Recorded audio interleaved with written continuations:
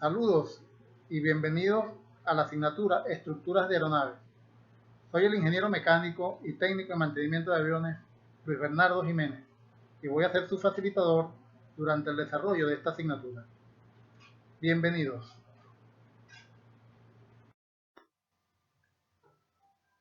Saludos y bienvenidos a la asignatura Estructuras Aeronáuticas. La norma RAC 45, así como la OASI, definen aeronave como toda máquina que puede sustentarse en la atmósfera por reacciones del aire que no sean las reacciones propias de la misma contra la superficie de la Tierra y que a su vez sean aptas para transportar personas o cosas. De este concepto podemos deducir que los cohetes no entran en la categoría de aeronave.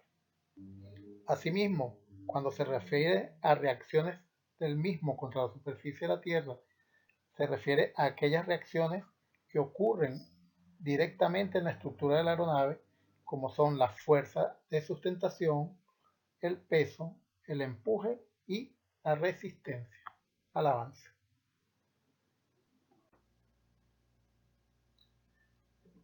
Igualmente, la norma RAC 45 realiza una clasificación de las aeronaves, la cual aparece en el apéndice A de esa norma y es semejante a la clasificación que también hace la OASI. La norma RAC 45 entonces clasifica las aeronaves en aerostatos y aerodinos, refiriéndose a aerostatos a los globos y aerodinos a aquellas aeronaves que poseen elementos estructurales como son el plano, el fuselaje y el empenaje. Igualmente los aerostatos podemos clasificarlos en aerostatos sin motor y con motor, los cuales los sin motor son los globos libres o globos cautivos, definiéndose entonces globos como aquellos elementos que pueden elevarse, pero que dependen para sus maniobras principalmente de las condiciones atmosféricas o de los elementos atmosféricos. Tenemos entonces globos libres esféricos y no esféricos. En este caso, los globos libres son aquellos globos que se desplazan en el aire sin estar anclados o sujetos a la superficie terrestre y pueden desplazarse de un punto A un punto B. En cambio, los globos cautivos son aquellos globos que están anclados o sujetos por medio de un cable a la superficie terrestre y son usados principalmente con fines publicitarios o con fines meteorológicos, a diferencia de los globos libres que se utilizan con fines deportivos u otros fines diferentes a estos. Tenemos por otro lado entre los aerostatos a los dirigibles, los cuales sí poseen motor y pueden ser, según su estructura, en rígidos, semirrígidos y no rígidos. En cuanto a los aerodinos, tenemos aerodinos sin motor y aerodinos con motor. Los aerodinos sin motor son los planeadores y los cometas, los cuales para poder sustentarse o elevarse en el aire deben ser remolcados o utilizar un elemento adicional que le dé el impulso inicial para poder sustentarse o elevarse. Estos, según el elemento que les permita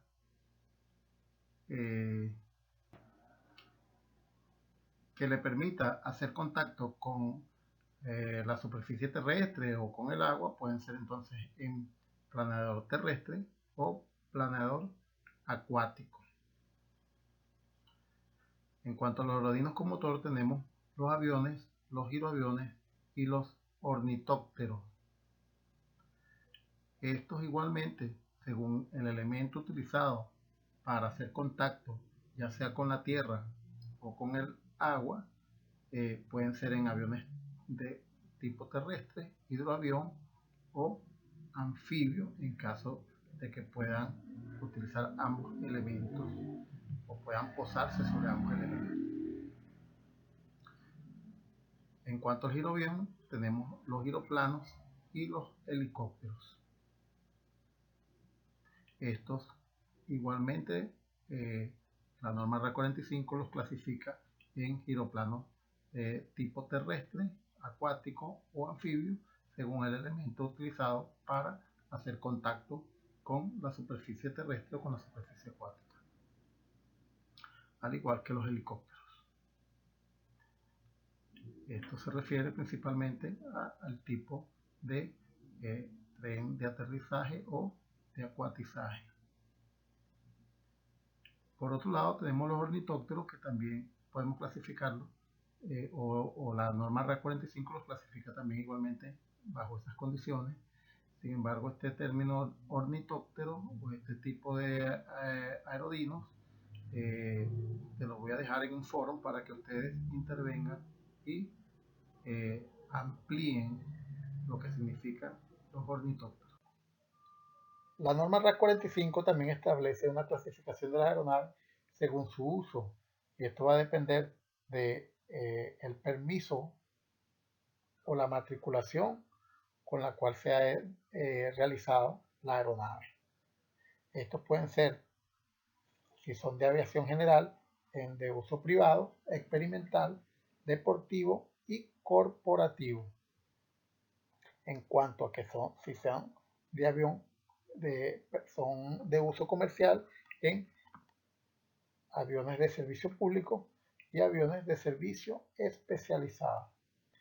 Esto, cuando se refiere a aviones de servicio especializado, son las ambulancias de uso ejecutivo y de uso turístico, mientras que los de servicio público son la aviación comercial en general, que son para aviones de transporte, ya sea de personas, de animales o de cosas u objetos. Igualmente, hay una clasificación específica según el uso o tipo de trabajo para el cual va a ser utilizada la aeronave. Estos pueden ser de uso agrícola, prospección, publicidad aérea, fotografía aérea, inspección y vigilancia, defensa y protección de la fauna y flora o carga externa. Y para ello va a haber la misma norma regula el uso específico de este tipo de aeronaves. Y por último tenemos las aeronaves de uso oficial y las aeronaves para uso de instrucción. Históricamente han sido muchos y diversos los materiales que se han utilizado en el desarrollo de las estructuras de los aviones. Hay una polémica histórica en cuanto a cuál fue el primer avión creado a nivel mundial que realmente voló y que está conformado como o reconocido como una aeronave. Esta disputa está entre el avión 14 bis, que voló en Europa, en París, y que fue fabricado por un francés, y entre el avión de los hermanos Wright, que voló para las mismas fechas, con una diferencia de meses, en los Estados Unidos de Norteamérica. Sin embargo, a fines de estructuras, el material utilizado en ambas aeronaves es muy similar.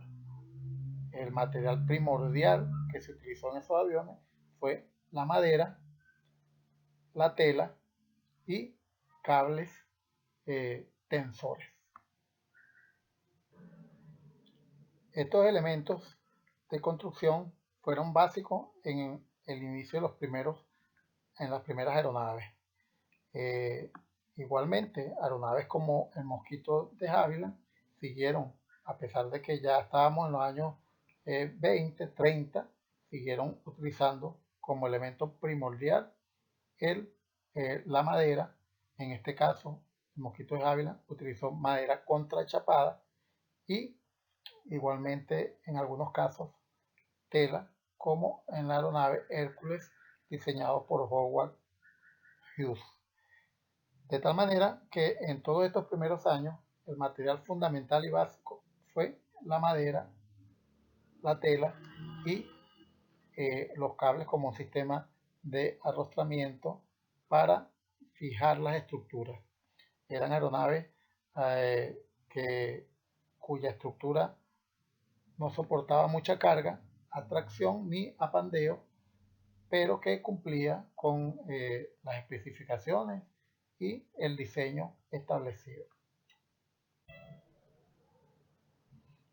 Estas aeronaves de madera se basaban principalmente en estructuras de armadura o tubular, donde había una serie de elementos de madera pegados o clavados que formaban una armadura y a la cual se le sujetaba la tela por medio de pegas. Este tipo de estructura soportaba cargas a tracción, pero no a compresión, y tampoco cargas de pandeo, lo que permitía que generaba que las fuerzas que actuaban en el avión pudieran fracturar el mismo. Más tarde, con el avance del estudio de los materiales, aparecieron lo que se conoció como estructuras monocasco, las cuales los elementos principales estaban conformados por cuadernas, mamparos y un revestimiento que soportaba carga, a diferencia de los aviones con estructura de armadura cubiertos de tela, que el revestimiento, que era la tela principalmente, no soportaba carga. En este nuevo elemento, en esta nueva forma de fabricar aviones, en este nuevo tipo de estructura, el revestimiento, que generalmente y fue el principalmente utilizado, fue el aluminio, soportaba cargas. Al inicio de la aviación se utilizó mucho la técnica de ensayo-error para lograr el desarrollo de las estructuras de la aeronave tal cual como la conocemos en esta época. En la imagen de abajo podemos visualizar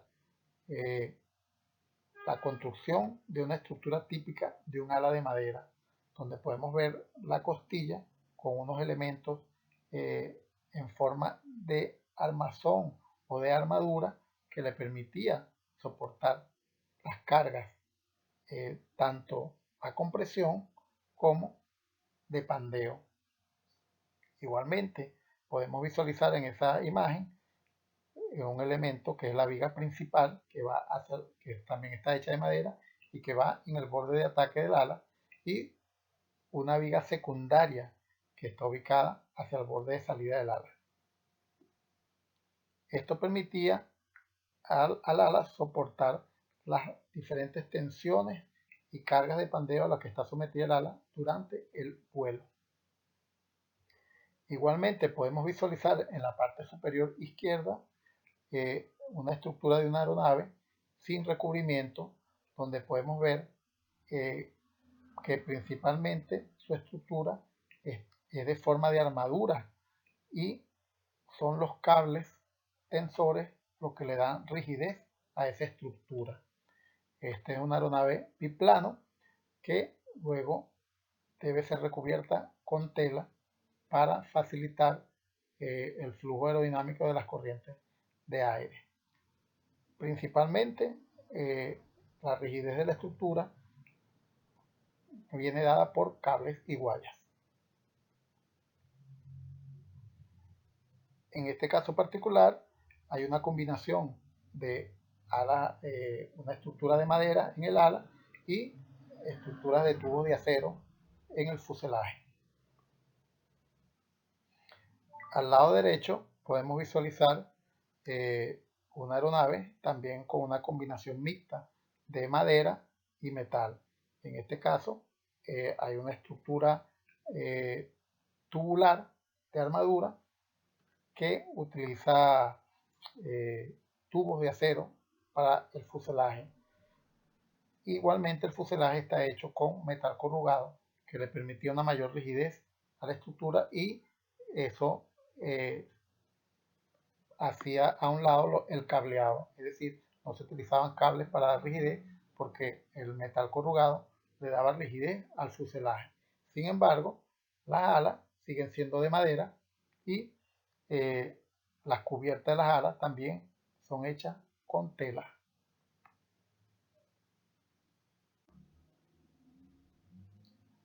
Los avances en la metalurgia han permitido un gran desarrollo en la estructura de los aviones y ha permitido también que se utilice a gran escala los metales en las estructuras de los aviones.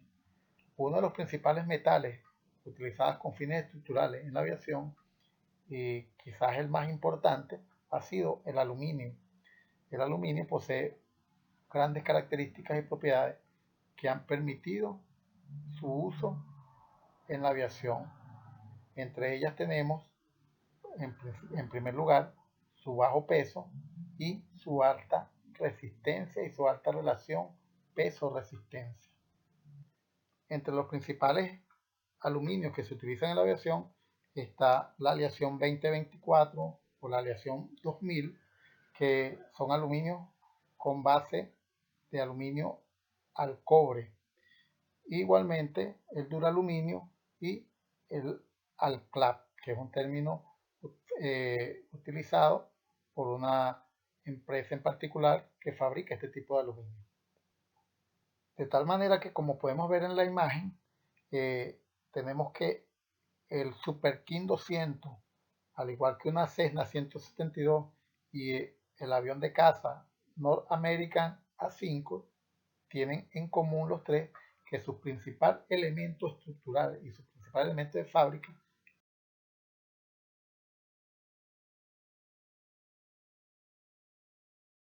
los elementos estructurales, vigas, costillas, cuadernas, el aluminio y el recubrimiento utilizado, es decir, la piel utilizada también es el aluminio. En esa época y entre las principales formas de construcción de aviones surge la estructura semi-monocasco, que la vamos a ver más adelante. La estructura semi-monocasco surge después de la Segunda Guerra Mundial como un desarrollo en la fábrica de aviones y en el tipo de estructura de aeronaves.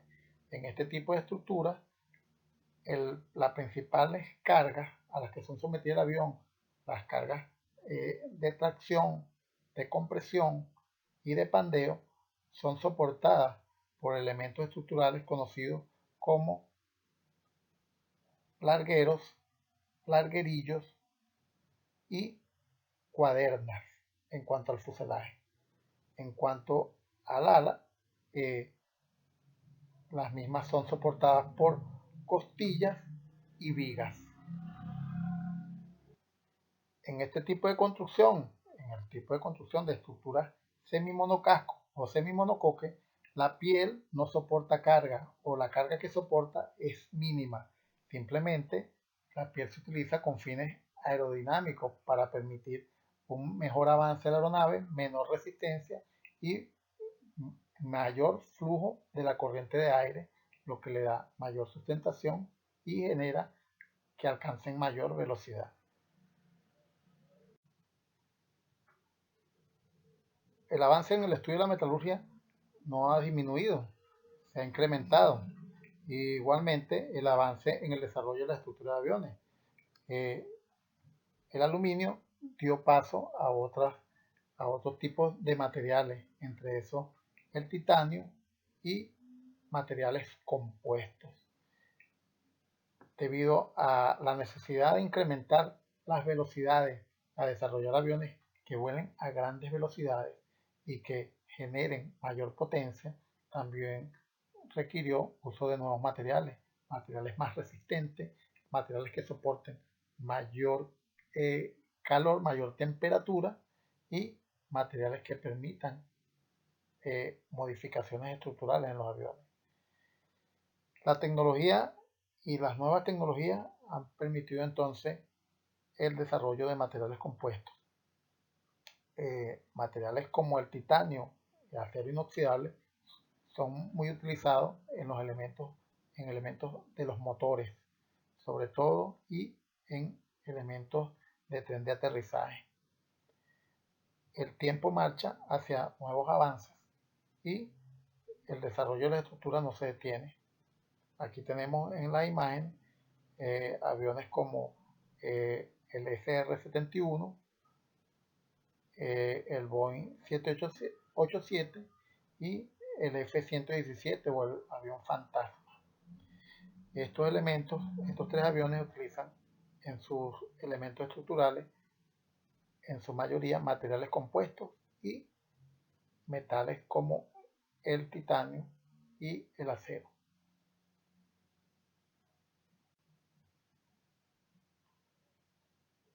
De tal manera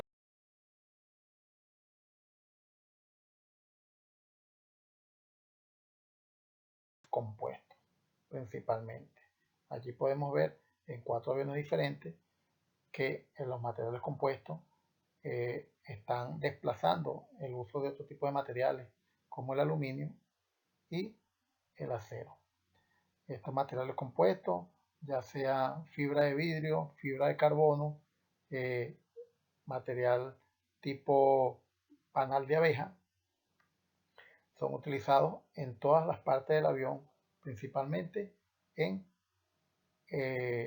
la estructura del avión, en los elementos estructurales, tales como vigas, cuadernas y largueros y larguerillas, al igual que en algunos elementos muy importantes como son los empenajes, el empenaje y los elementos móviles del avión, como son los flaps y los alerones, que soportan mucha tensión y mucha fricción y que son el primer elemento de roce contra el aire, lo cual genera mucho desgaste. Sin embargo, a pesar de este desarrollo, las aeronaves siguen fabricándose con el sistema de estructura semi-monocasco o semi-monocoque, donde los elementos que soportan tensión son los largueros, los larguerillos, las vigas y las costillas, mientras que la piel es simplemente sigue siendo un elemento que no soporta carga, pero que permite el mejor avance de las aeronaves en el aire o en la atmósfera. Tenemos ahí entonces material usado en la estructura de los aviones, en el Eurofighter, en el Boeing 777, en el Boeing 787 y el Airbus 350.